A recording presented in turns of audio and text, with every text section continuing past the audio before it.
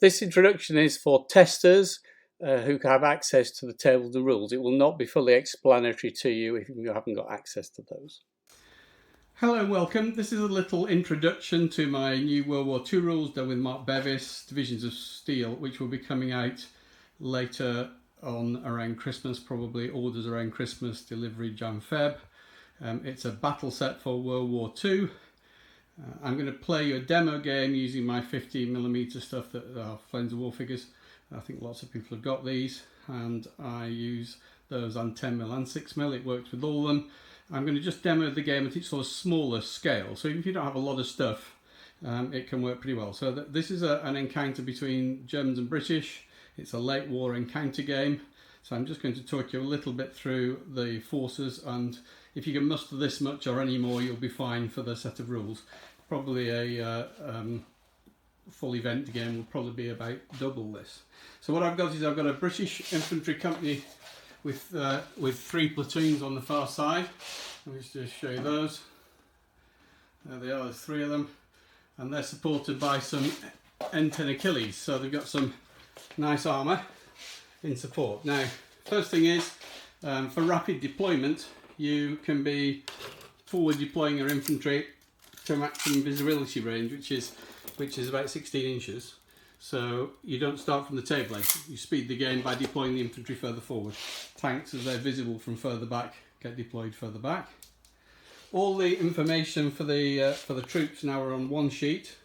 So that's all the vehicle data and all the gun data for the British, and the standardised stuff for the core rules there in terms of infantry fire, infantry anti-tank weapons, HE, which I've got both the company commanders with a mortar battery off table for this, so there'll be a little bit of artillery fire possibly for what the CHQ can see and radio in.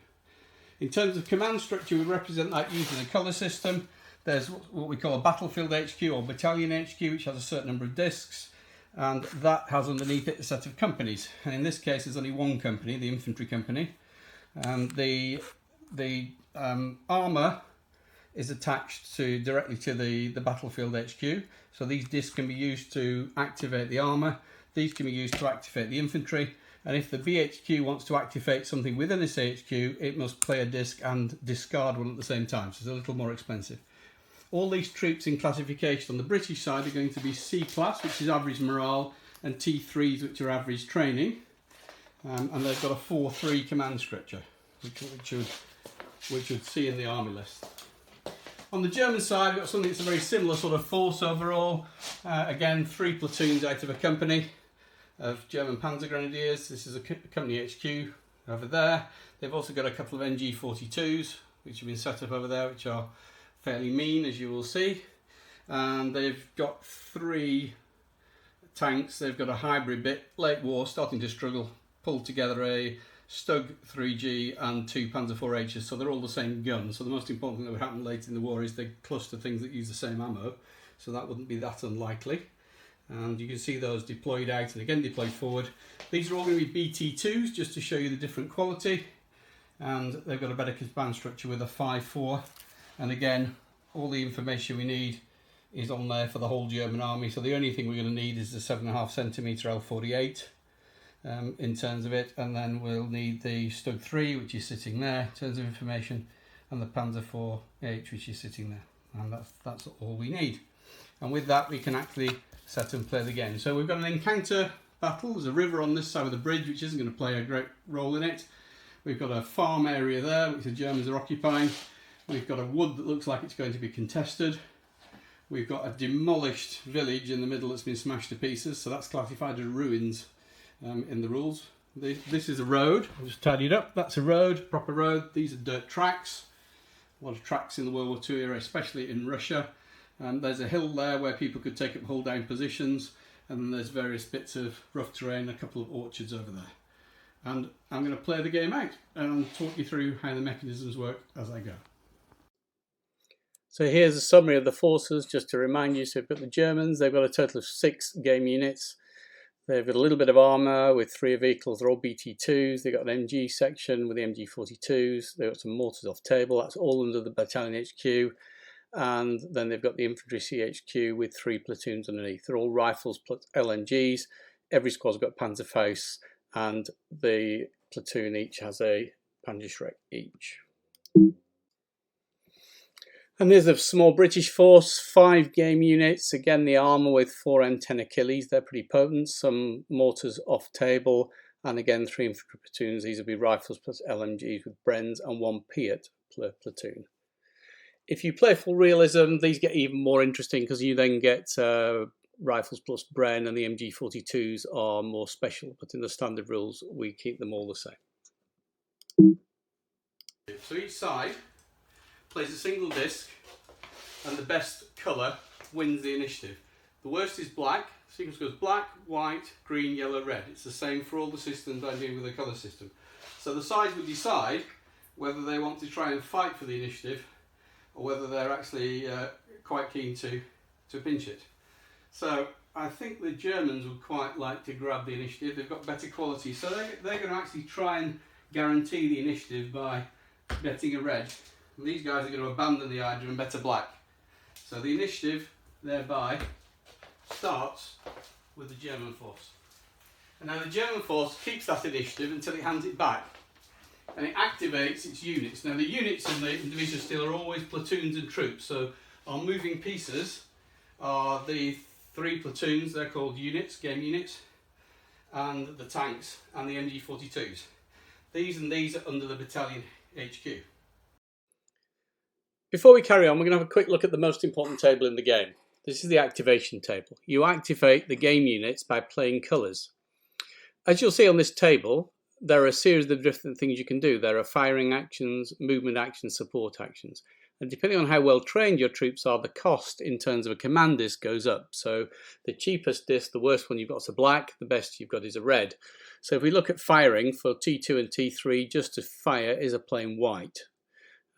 If you want to do something clever, so let's take a look down there at deploy and fire, that needs a green for a T2 and a yellow for a T3. The other twist in the tail then is as you go down, you have initiative. Whoever has the initiative has the right to play their colours to activate their troops. The opponent can interrupt some of that by doing certain activations themselves during an opponent's initiative period. They can opportunity fire at things that are moving or firing, and they can return fire. But the person with the initiative has the advantage for a while because they can carry on activating things. And that happens in 2 ways. You can activate again, you can keep the initiative if when you pay to do something, you pay 1 colour higher than necessary. So if it needed a green and you're prepared to pay yellow, you keep the initiative. You can also do repeat activations where the colour cost goes up by 1 colour for every time that the unit is previously activated. And you can tell this from the number of discs sitting next to it turned over on the tabletop. So there's a guide on the tabletop. So if something is white to fire and you want to fire it again, you have to pay a green. And if you want to do that and keep the initiative, you have to play yellow. So the game is played out in a very interactive fashion between players using this colour system. At the beginning of each turn, you bid for the initiative by playing a disc, and whoever bids the highest gets to start with the initiative. Or if it's tied, whoever had the initiative last time hands it over for the other person to have first go. In this game, the Germans have bid and started with the initiative. The Germans are going to make a start and they'd like to grab that wood.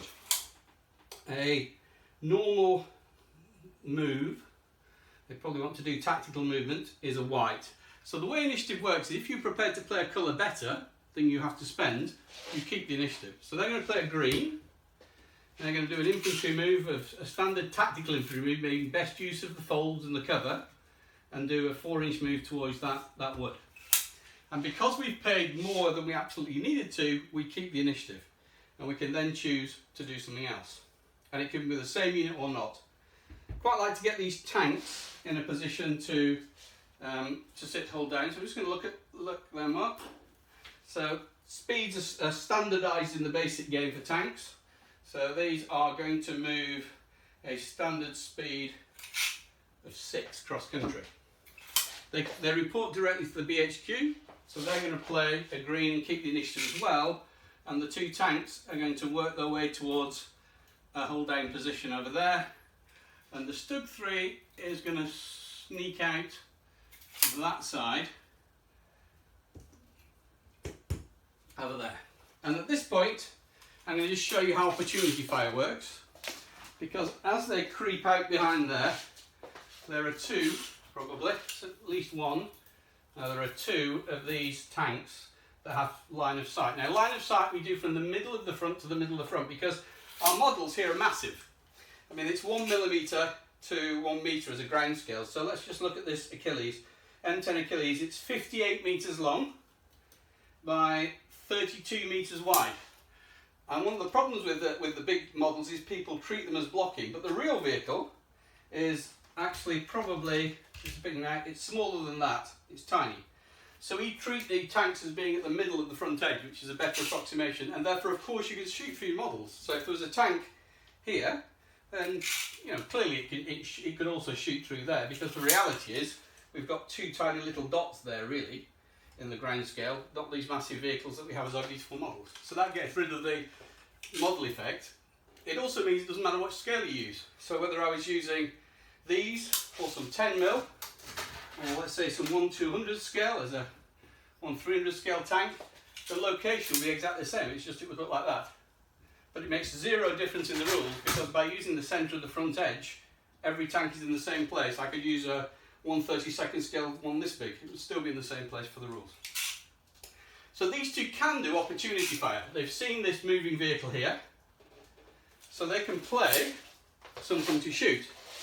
And I would imagine opportunity fire for T3s is probably going to be a green. It is, so green or better.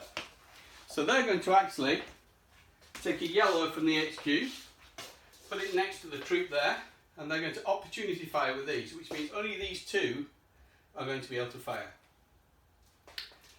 There's quite an innovative system we use for firing, all direct fire.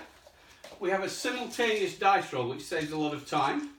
It's one of the coloured dice, and then two red ones, two D10, sorry, a green one which is all about cover and where you hit, and a red one which is about the damage that you do.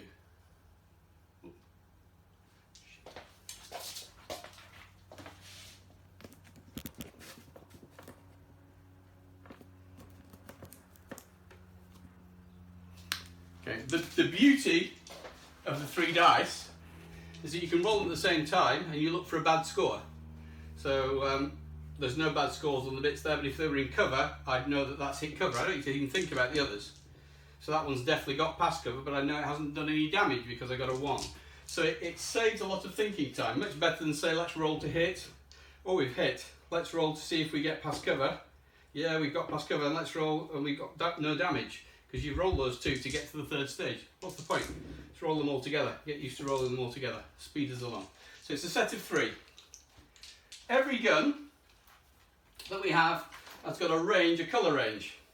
So these are 17 pounders. 17 pounders are red up to 16 inches, yellow up to 32. You'll find most of the time you can guess the table because the gaps are quite big. So I know, having played, there's no way that's red in red range, and for a gun that good, it's no way it's as far down as a white. So I know it's definitely going to be starting on a yellow. So we start on a yellow with our other 2 dice, and then we have some adjustments. So if the target is moving, we take it down a colour, so it's gone down to green. If we're also moving, which this is an approaching game, for the time being, I'm classifying all these troops as moving at the beginning. Because we haven't got any stabilise at this stage, you drop down 2 colours. Moving and firing is quite difficult. So they're blacks. So these 2 tanks are going to get to roll 2 of these. Okay, so this is a very interesting first shot. That's a hit, the cross effect.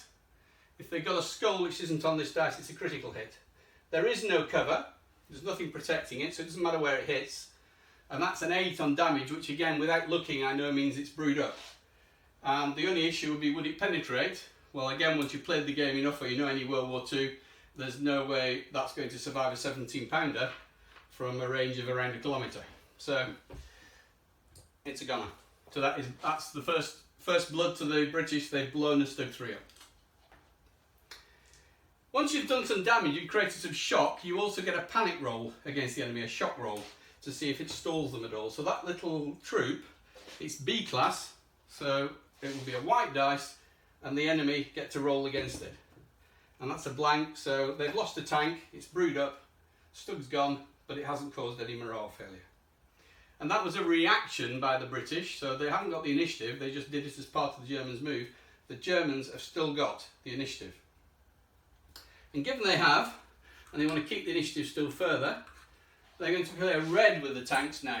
Now, how you do a further initiative is you have to pay an extra colour for every one that's on the table. So these are eventually going to be turned face down to blend into the table. The stack of them tells you how many activations the unit has done. This has done one activation. They're going to do a move and fire action. And the move and fire action is normally green for them. They've done one activation already, so it has to go to a yellow. They'd like to keep the initiative as well, so they're going to pay an extra one again and play a red. And what's now going to happen is these two tanks are going to move up to a hold down position there, and they're going to take 2 shots back at the enemy tanks. They will look to see if they could return fire opportunity fire, because they may want to react again. A return fire is only a white, but they've already done one activation. So white has to be at least a green, so they're going to have to use a second yellow here, and then they're going to return fire with everything that can see them, which will actually be everything except this one, which is blocked by the orchard.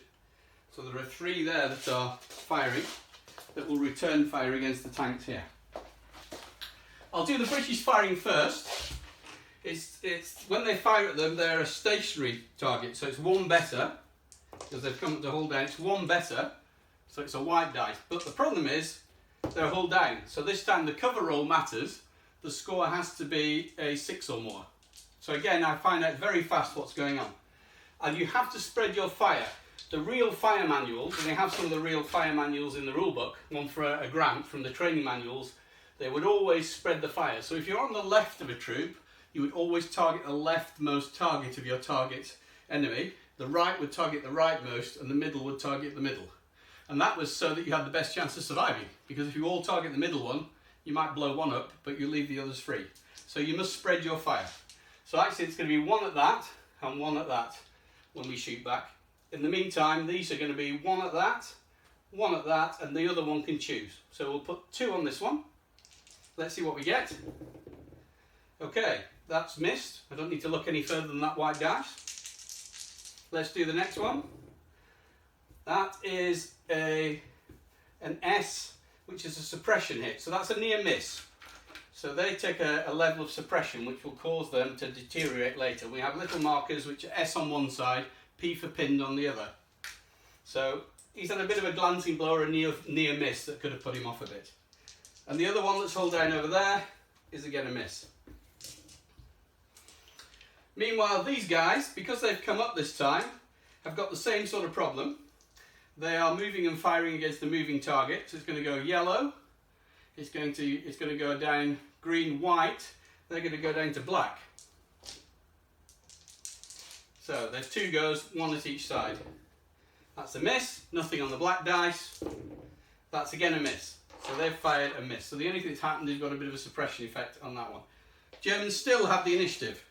They're starting to run a bit low on what to do with the tanks. They don't want to open up with their machine guns yet, but they do want to try and get into the wood over here. So they're going to do a white for tactical, upgraded to green because they've done one previous action, but now this is the exact cost. So those infantry have gone there. Because it's the exact cost, at this point the German player says, right, I have to hand over the initiative now. And what we do is we turn all of these over, every single one of them, and we turn these over, and that's the position of the game at that point. And now the British troops take over and they have the initiative. Of course, they've used a couple of this returning fire, targeting those guys on the hill. And they've nothing left they can do with the tanks per se, because they've only got a white left with the Italian HQ. So this is now infantry moves. So they're going to play a red to move and keep the initiative, and they're going to advance with these, and clearly we're going to get quite a close range tussle for that wood in due course. That kept the initiative, so the best they can do at the moment is try and get somewhere. So they will do a move with these. Again, a tactical move, and keep the initiative. But But this time, we're going to opportunity fire with the Germans. So the German infantry are going to actually spend something. In fact, the German HQ is going to spend it. So for an HQ to trigger something, if it's under direct control, it is a simple roll. And because these are T2s, it's a straightforward white. So they're going to opportunity fire with white. So 2 MG42s are going to open up at these, up here from range just inside 16, which is a common category because I know they work in 4s. They are medium machine guns. Now, this is the standard rules, so you'll find medium machine guns are pretty useful, but if you play the full realism rules, you have the data on the data cards for exactly the troops of that nation. And the MG42s are a bit better than this, to say the least. They were very impressive weapons. But they get green dice at this range, so they're going to get 2 greens against that infantry unit. And that's 2 hits, XX. Small arms fire is different. It works on the number of hits you get. So if you get more hits, if you get enough hits to be more than the number of bases, you automatically pin things. If you get enough to be half the bases, you automatically suppress them. So the first thing that's going to happen is they force those guys to go to ground. So they are suppressed with a machine gun fire. The second thing that happens is if you get 2 hits or more, you force a shot roll on them. So the Germans get to roll a green against them to try and cause a morale effect. Oh, that's a fail. Now if they'd lost their HQ, that would be a very bad fail because there are some contingent things that go on with it. But very simply, if you get an extra skull, you drop a level. So these guys are going to go and drop to what we call cautious. So we've just put one of those behind, and that means they can't advance near an enemy until you've recovered their morale. And the last thing that would happen for most infantry units is if you get 3 hits, you kill a base and take a base off. So this machine gun fire, had it got a skull, which is a double hit, it would have done all that and take a base off. And the base loss would have been another shot roll, so they could have actually forced them back. But that's some good, very good suppressive fire from those MG42s. Now, unfortunately, because we're now suppressed, it's a little bit more of a challenge. So they're going to stay on the ground, but they are going to play a white. Now, a white can be used to remove suppression from a unit. So we're going to play a white, and we're going to remove that, and that doesn't go on the table, that goes straight in a discard box. So they've done that, and they've done everything. So they would hand it back over. The Germans over here have got 2 discs left. They've got one with a battalion HQ, which is a green, which is enough for the MG42s to fire again. So they're going to fire again. The British infantry are going to take an option to go to ground voluntarily. Now they know they're there. They know they're there. They're going to choose to suppress, which takes the German fire down a dice as they hit the deck. So it's only 2 whites, 2 S's. Now S's are interesting. Now we introduce them. S's don't do any damage, but they count as hits. So we've got enough to be half the bases, so we push the suppression level up another level. So those guys are pinned. So they are now heads down in an open area with loads of linoleum style machine gun fire rattling over the top of them, hoping to get some help.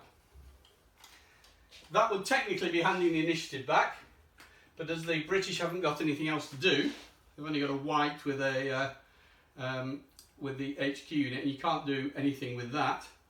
It's left to the Germans who've got a yellow and a black on their infantry companies. So a black, you can do a non-tactical move, which means you go a little bit quicker, but it's only a good idea if you're totally out of sight of enemy. So that one can do a non-tactical move and rattle along there. And then we've got a yellow. So I have a few choices. I could repeat fire with those, or I could move these infantry up here. So I think we're going to choose to bring these infantry up and get these infantry at the front of this farm complex there, ready to go. And that is turn 1. And at that point you discard all the discs, put them back in the disc bag, except for any you've got left you want to keep, which I don't think will happen much in this game because we've got a relatively small force and not masses of troop control. So, end of turn one, what have we got? We've got one brewed up German vehicle. That's 1 point actually in the scoring system. We've got the Germans have nicely pinned down these people approaching the village, the ruined village, and they're rather isolated. So we draw this to go back to the initial complement. So the BHQ, okay, had 4, so that's going to have 4. The company HQ, because it's a 4-3 structure, is going to have 3. 1, 2, 3. That's not quite so good. The German one was a 5-4 structure, if you remember. 1, 2, 3, 4, 5. And the Panzer Grenadiers had a 4. Now, when you're playing for real, these colours will be face down, of course, so you know what you've got and your opponent doesn't. So that makes a difference. But I can see them all, obviously. And clearly the Germans have a better chance of getting the initiative first. The British, however, are in a bit of a pickle, and they haven't got great command, so they probably want to try and do some damage first. So the British are going to bet a red to try and get the initiative. The Germans actually would rather keep the red to do a lot, so they're going to bet a black. So this time the British have won, and the British get to start with the initiative, because they really want to stop some of the trouble that's coming their way. So what we're going to do, first of all, is we are going to have some fun with the tanks.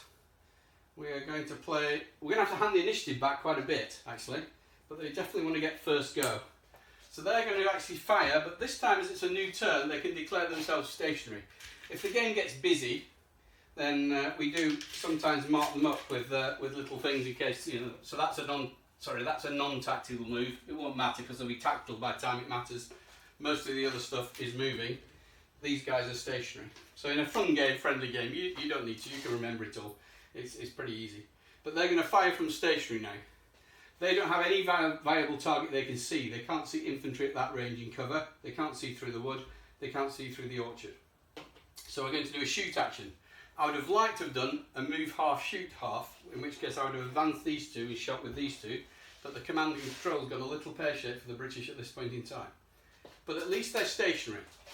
And the 17 pound is a very good gun. It's going to be in yellow range initially, and now it's not moving and they're not moving, that doesn't go down. So we're going to be starting on a yellow, but we do still have to beat the cover. So the key roll for this is getting 6 or more on the green. We'll do 2 at that one and 1 at that one. So this one over here. Right, so that's beating the cover. Oh, I forgot now. It's difficult when you play two sides. The Germans would definitely do a green to return fire, so we'll do their fire as well in a minute. So that's definitely beating the cover. First place I look. That's a critical hit, which gives you a +2 on the damage dice. Hit a vulnerable area. And that's a 6, which will go up to an 8 because it's penetrated. And that brews up that Panzer IV. Kaboom. And we had 2 shots at that one, so the other one's irrelevant. We'll do 1 at that one. That's hit the ridge. 5. It's just taken a big chunk out of the ridge, so I don't need to worry about the fact that it hit and it was a big damage. We know it's hit the ridge. Fairly nasty. Firing back, I also know it'll be yellow range for the L48. It's a good weapon. There's no cover, so they're going to have 1 shot over that side. And I know it's not done any damage. I don't need to look any further because it got a 1 on the red, which won't hurt it. And 1 over that way. That's more interesting. That's a critical hit. Doesn't matter whether it's hull or turret because it'll go through both. And that's a 6 upgraded to 8 on damage, which means you've also brewed up 1 of the M10s. There we go. And if you need to check that, it's on here. I will just double check the hull of an M10 because it isn't too bad. The hull of an M10 is 6, just to prove it. And if I take the L48 in here, it penetrates 14 up to 12, 12 up to 28, 11 up to 50 with the table 9.6. So you can see why, although we have tables, you don't need to look at them very often because it's in the standard rules, it's grouped out. So there you go. 1 M10 down, 2 tanks down. Okay, now that's a shot roll for each. So there's a shot roll for the Germans against the against that tank troop. Didn't affect them, so they lost a tank and kept going. And there's a white one for B class over here on the remaining tank there, but they are now below half strength, which means that an S counts as a drop. So this is where some contingent things come in.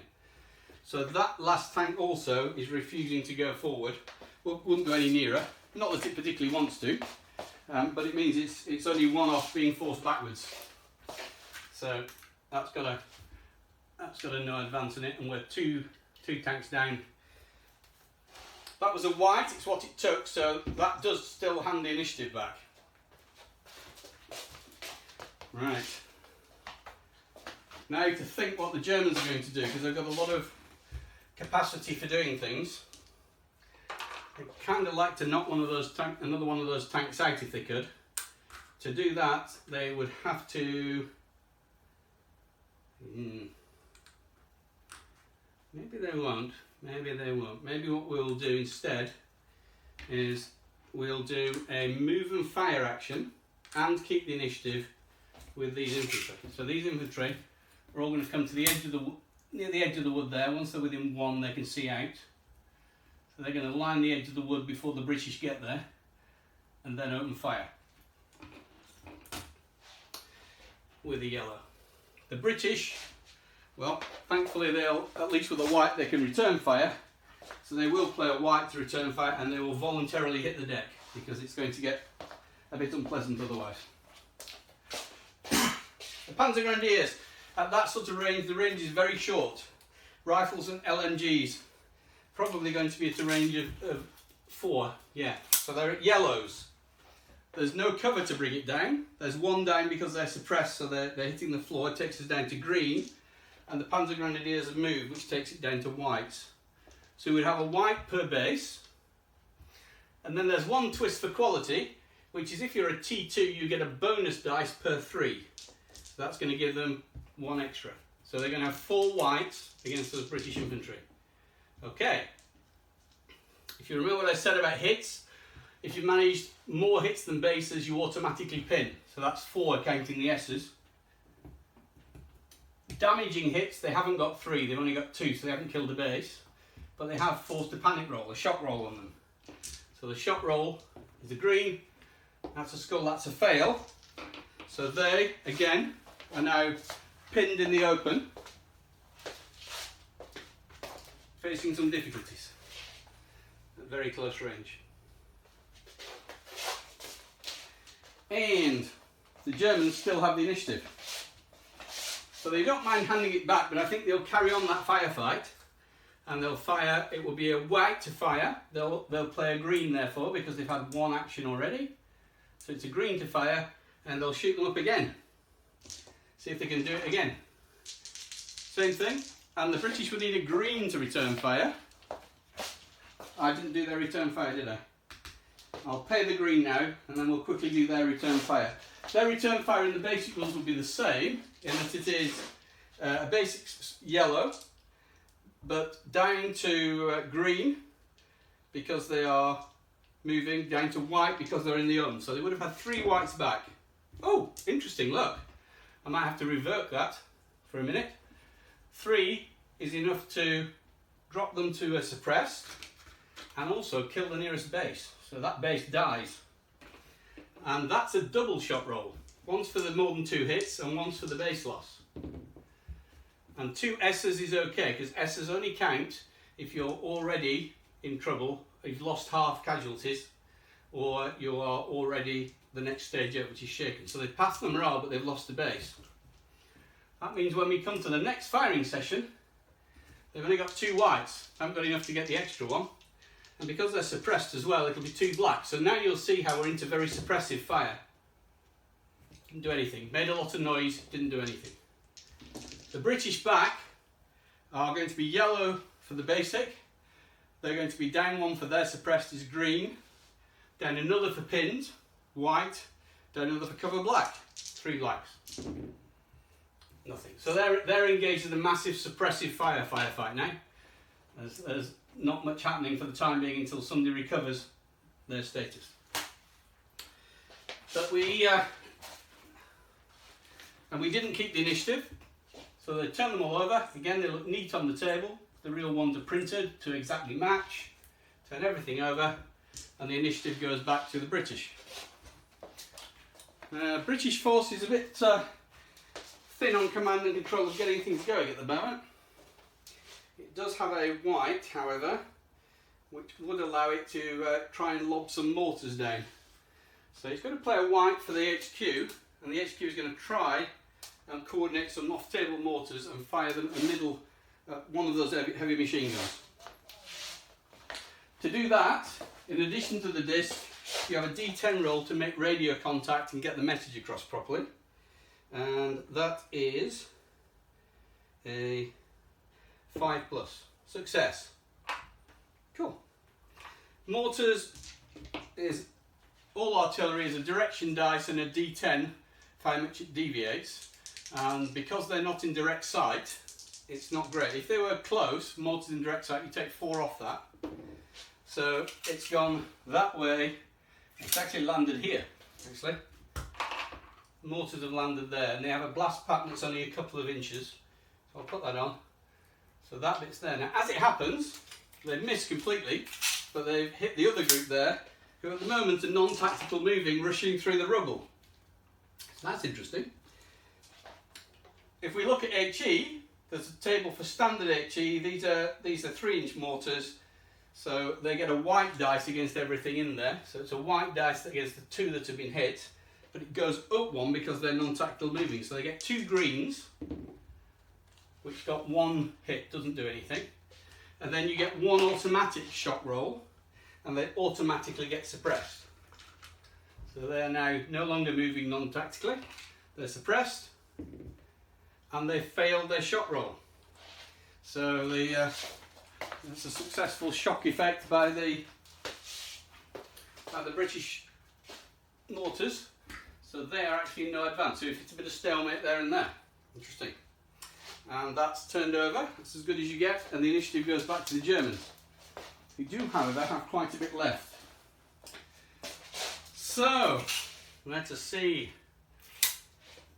Got quite a few with the battalion HQ. They fired once. So the remaining tank's going to fire again. And before we do it, he's going to play a green to take the suppression off. So second activation, keeps the initiative and fires. It's a yellow with nothing else, firing at the one dead in front. Really does want to knock it out. And he's hit it in the hull, and a 6 is enough to go through it. And that's a KO, which in the basic game we consider the tank to be lost. In the full realism rules, we marked it up because if it was a campaign, as a KO, you could recover it later.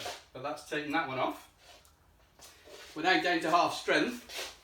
So we have a shot roll of a green against green against C class is a fail.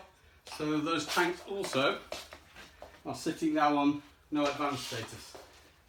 Okay, so we're going to have to spend some discs to try and get them going, assuming we get some next time. So that's a bit tricky. So after some nasty shock to the German troops initially, we're going to cope. I think that last tank, the best thing you can do is try and drive them away by destroying one more. So he's going to play a red. Shoot again will be white, green, yellow. It still keeps the initiative. Let's see if we can do it again and have a tank here and knock the last one out over there. Wow! A hit straight through the turret, well, possibly, and a 10. The turret of an M10 is reasonably solid, so I think that might be a non-penetrator. Let's have a look. Turret's 11, and my L48 is going to be about that. The L48 penetrates 11 up to 50 inches. Penetrates 12 up to 28. It's not within 28. Or is it? Or is it? It might be. Close. No. So that's actually a hit, but you take 2 off because it's barely penetrating, which is a 5, which again is a KO. So in this game, it's enough. They've taken out the tank on the other side, and it's another panic roll, and this time the S's count because they're below strength. Here's an X, so it's another fail. So actually that last remaining tank is going to retire off table. So it's not counted as lost, but it is now no longer taking part in the battle. It's going to retire off. As is, sorry, that remaining one is going to retire off. This one's blown up, KO'd. That last German tank is a bit of a hero. Okay, you can see how pacey the game is. You can play with a lot more than this, but I'm just trying to give you an idea of how all the different bits work. Germans have still got 2 discs with their infantry, so I think what we'll do is we'll do one of them to get rid of that suppression, and we'll do the other one, the other green, because now the tanks have gone, we're less worried, to advance with these are the ones to try and reinforce the wood. Off we go. And that's turn 2 done. Let's do turn 3. So at this stage, quick summary, what have we got? We've got British infantry tried to get across the open in 2 places. They've been stopped and pinned here and are looking in need of some help. Well, I've got a green over here. I will use that to try to... good question. Voluntary morale test.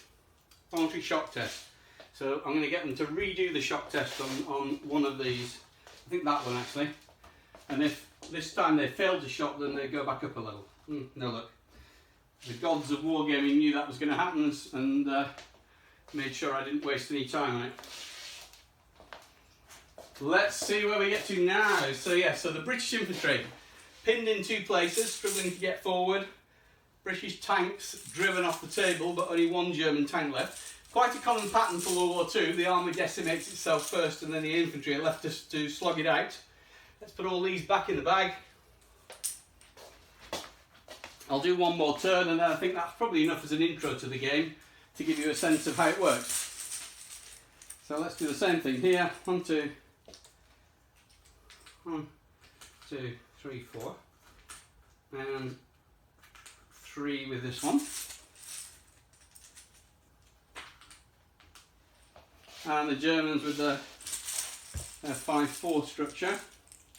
And what you're seeing also, I hope, is that quality matters a lot in this game. You'll find if you read a lot of World War II, small numbers of high quality troops really did hold up fairly large quantities of inexperienced or poor quality troops all the time. So the quality really shines through. And the command and control and quality of the Germans just shines through because of this and the T2, BT2 classification. So you would expect the German side to win this encounter. It certainly would be more points if we were to do it as a points type game. Bidding to get going. Well, actually, over here the British are going to bet that white one. Reason being that if they do that, now there's no tanks, they have to discard one of these for every action, so it will give them 2 actions with what's left. The Germans would quite like to keep the initiative and finish things off, but don't want to get rid of everything, so I think they'll get rid of a yellow. Germans have won the initiative again. So off they go. Well, first thing we want to do is probably get these other infantry over into that wood as quick as we can. So we'll do I'm going to do a non-tactical move because it's quicker. Nothing's available to shoot at them anyway. So they're running towards that wood to reinforce it. And then we'll do a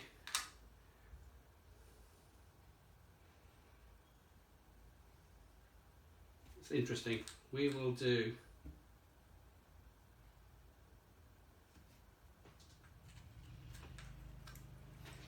we're going to do a shot. We're going to do a shot and keep the initiative with the MG42s at those pinned ones there.